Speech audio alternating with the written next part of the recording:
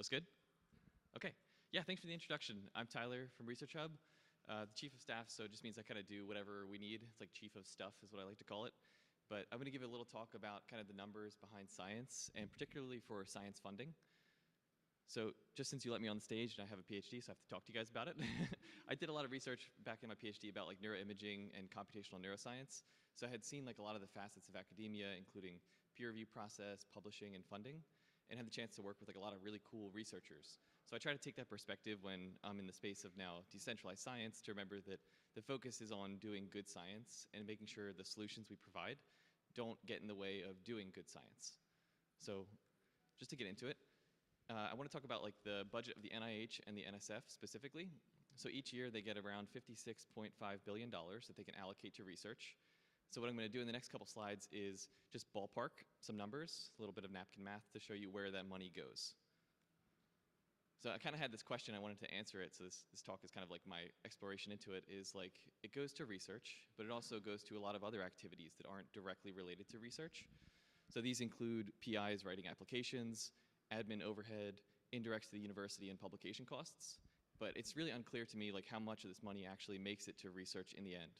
So I'll just dive into them like one by one. The first one is kind of indirect, but PIs have to spend time writing grants, and they're doing that on the time that they have allocated from previous grants. So it's kind of like a carryover cost. When you get a grant, you got to spend some of that time writing for new grants. So every year the NIH and the NSF get 110,000 grant applications. They each take about 170 hours to write. And since these are PIs and like early career faculty that are writing this stuff, their pay is like $90 an hour. So that's $1.7 billion every year that they spend just writing grants. Then there's a flat admin cost for the NSF and the NIH. It's about 6%. So of that $56 billion budget, it's something like $3.4 billion just in overhead. Then the biggest one is the university indirects. NIH cites it somewhere around like 28% is how much the universities typically take. So if you get $1 million grant to the university, they're going to take $280,000 to like kind of run their facilities, provide you staff and all the stuff you need. In my experience, 28% is like kind of low for an estimate. I know a lot of universities take closer to 60%. Like Purdue, I think, was pretty high up there. So anyway, if you use this 28%, it's about $15 billion of that budget goes to indirects. And then lastly, you've got to publish the research once you've got it funded and you've done the research. And one of the studies from a while back looked at how many publications come out of each grant. R1s are in the double digits, R21s a little lower, but on average it's about 8 publications per grant. They cost about $3,000, and every year the NIH and the NSF combined do about 24,700 grants. So you do all the math, you look at how many hours it takes, and luckily PhD students are writing these, so they're a little cheaper. They're like $45 an hour, maybe postdocs a little more. That's about $2 billion in publication costs every year. So you throw it all together, ballpark numbers, it's about $22 billion of that 55 go to non-research related costs, which to me is like, it's a ton of money. So I was trying to look at like this as a percentage of the total budget, and it comes out to like roughly 39% of their operating budget goes to allocation of grants and dissemination of research findings. And it's kind of like a tax on the system. Like we've collectively agreed that in science we're cool with paying 39% of the operating budget to distribute the grants and get them disseminated. So the whole goal of decentralized science is to kind of like do things better.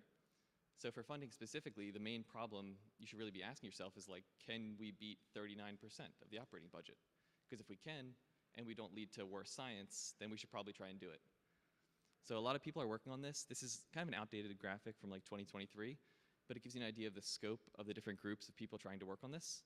So a lot of people have tried a lot of things, and it's very hard. But I can talk about our experience with Research Hub over the past roughly like 6 to 8 months. We've been trying a new funding method. So this is broadly the timeline. It follows a flow that's inspired by like fast grants mixed with registered reports, if you're familiar, where essentially someone with some money, whether it's a high net worth individual or if it's a nonprofit or anyone else, they can open an RFP saying, hey, I care about Alzheimer's research. I have this money. I want to see researchers do research in this area. Then any professors, postdocs, PhD students can share a proposal, which is like an open access grant application, where they're like, hey, I want to do this experiment. These are the studies I'm going to run, data I'm going to collect. It's going to cost me this much money. And they'll put it up, open access. We'll pay for peer reviews. We pay $150 for each peer reviewer to take a look, share context for the funder to say, hey, you might not be an expert, but this is cool for these reasons, and then maybe there's these yellow flags that they could improve on. Peer review in this instance is not a gatekeeping. This is just to provide context for the audience. So anyone can come on at any point in time and choose to fund these proposals.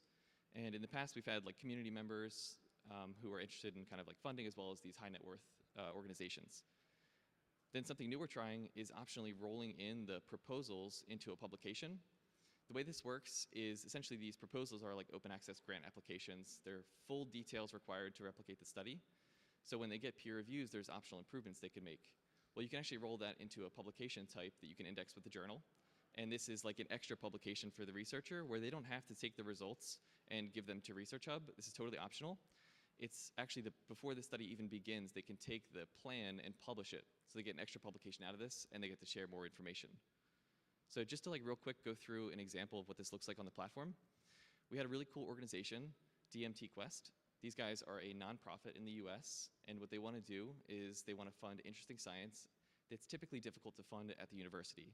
So this is like consciousness, brain function, neuroplasticity, all cool stuff that you need rigorous methods for, but are very difficult to get NIH funding. So they decided to put up $500,000 on the platform, and they said, hey, I want to see research in this area. And essentially what happened is a lot of professors, we had about 14 applications from around the world, some from Stanford, UCSD, UC Irvine came through, and they said, hey, I want to do these kind of studies. So to look at one specific, this guy from San Diego, Fadel Zaidan, is like a very prominent researcher, very high H-index. He said, hey, I have these MRI machines, I have these studies and all this methodology to do this cool research. I can do this study for $270,000. And so he applied to this RFP for DMT Quest. And so the study was fully funded, and it's now in UCSD in progress. And his proposal essentially laid out all of the plans for data analysis, subject gathering. It's everything you need to independently replicate the work, and it's ongoing right now. And as part of that too, we also got peer reviewers. So this is a professor in neuroscience who came in and said, hey, you know, your peer review or your proposal is great in these ways, but could be improved in these small manners. And we also do have an AI peer reviewer, where if peer reviews are running short, we always provide some sort of feedback to the author and the funder just to give context. This isn't like our first line of defense, because we prefer like the kind of human touch, but we do have it kind of in the background. And everything on the platform is funded through Research Coin. So DMT Quest went through the process of like acquiring this Research Coin and kind of funding it. We learned quite a bit about how it's difficult for funders to work with this, so trying to improve upon it. And the cool thing that came out of it is a lot of researchers are associated with institutions.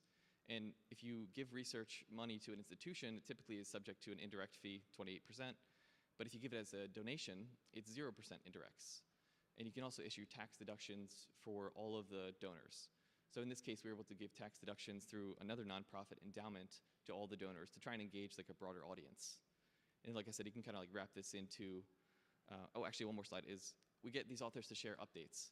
Typically, if you fund through like a bigger organization, there'll be like quarterly updates. Well, we can give like monthly updates, and we'll pay these guys $100 every time they want to share some kind of cool information. And they typically do it. So yeah, you can publish it. I'll go a little faster because I think we're running low on time.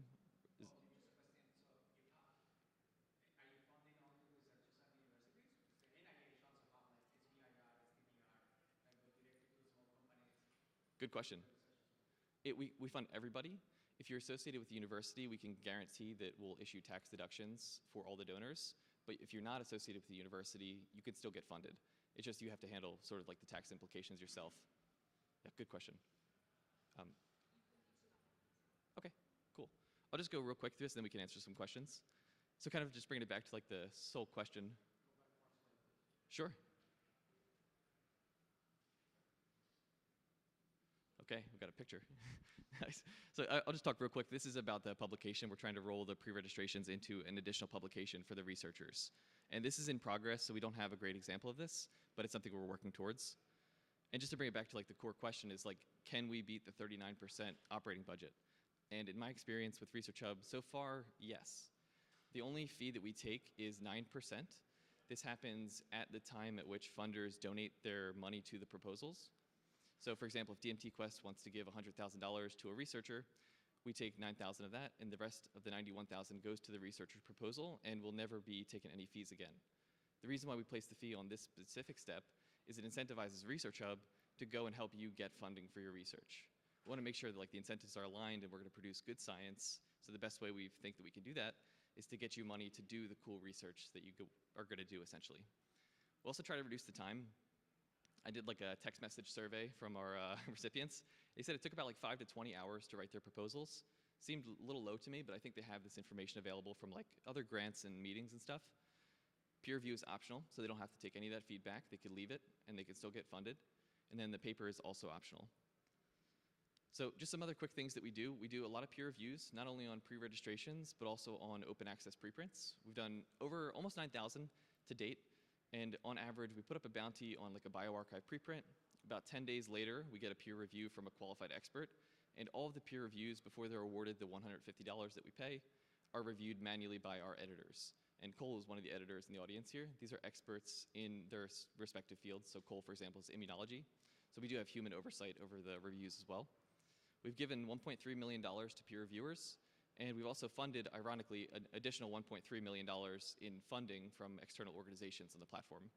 They take about 30 days to fund and about 2 weeks to make it to the university, which is much, much faster than typical orgs. So I'll kind of close it here and just say, like, we're a really small team of people. There's 6 of us at the Inc. All the code we write is open source. All the stuff on Research Hub is open access, CC0. You can go grab it, take it, do whatever you want with it. The token is hosted on Base. That link there will take you to the proposals page where you can see all the open applications and maybe fund some if you guys want to. And then if you're interested in contributing, we have the Research Hub Foundation. This houses passionate individuals who basically like the mission, want to contribute in some way. This is the organization you guys should approach if you're one of those people. So feel free to come up and talk to us after. We'd love to take any questions too, if we have time. Cool, yeah, one question?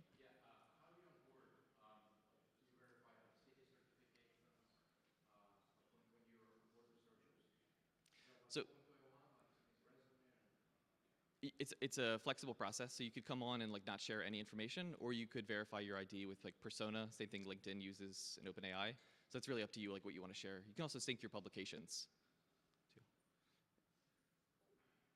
Do you want to take one more, or should we go? Yeah, sure, you can. Okay. In the back? Oh, sorry, maybe. How do the universities deal with the overhead problem if they get funded by you guys? Yeah, so we do everything as gifts. So that means we require nothing of the researcher. They could take the money and run. They don't because their reputation is on the line. So since we don't have to engage the pre and post award office, it's only subject to the gift fee. And most universities, 0% gift fee. So this could become a problem if we fund like billions of dollars of research, but it hasn't been a problem in the past. It's usually 0 to 6%. We'll have a whole panel for questions afterwards. But definitely cache them, write them